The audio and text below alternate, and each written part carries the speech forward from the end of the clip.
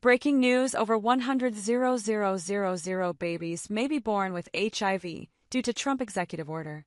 More than 100,000 babies could be born with HIV over the next 3 months as a result of President Donald Trump's freeze of foreign aid, according to research from an AIDS foundation. The report, released last week by the Andelson Office of Public Policy, a Washington-based arm of the Foundation for AIDS Research, amfAR, estimates that 135,987 babies will be born with HIV during a 90-day stoppage. Newsweek has contacted the White House and amfAR via email for comment. The context: one of Trump's multiple executive orders was a pause on billions of US dollars of foreign aid as part of a reassessment of America's financial commitments abroad, in line with the administration's America First stance.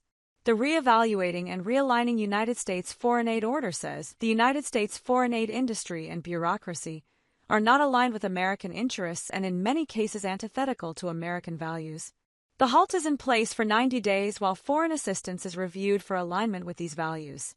Secretary of State Marco Rubio defended the pause on Thursday when he said, "The U.S. government is not a charity." On Tuesday, however, Rubio issued a waiver allowing exemptions for life-saving assistance, including medicine, medical services, food, and shelter, saying in an interview Thursday with SiriusXM host Megyn Kelly, "We don't want to see people die and the like, but it is understood the funding has already been halted, and it is not yet clear if these life-saving exemptions apply to foreign HIV programs."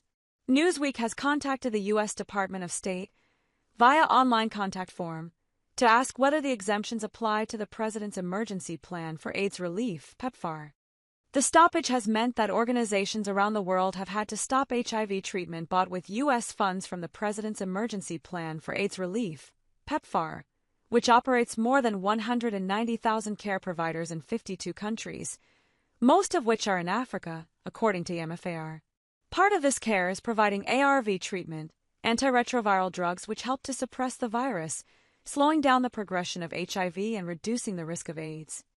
Currently, 679,936 pregnant women rely on PEPFAR for their ARVs, and some will deliver during the 90-day stoppage.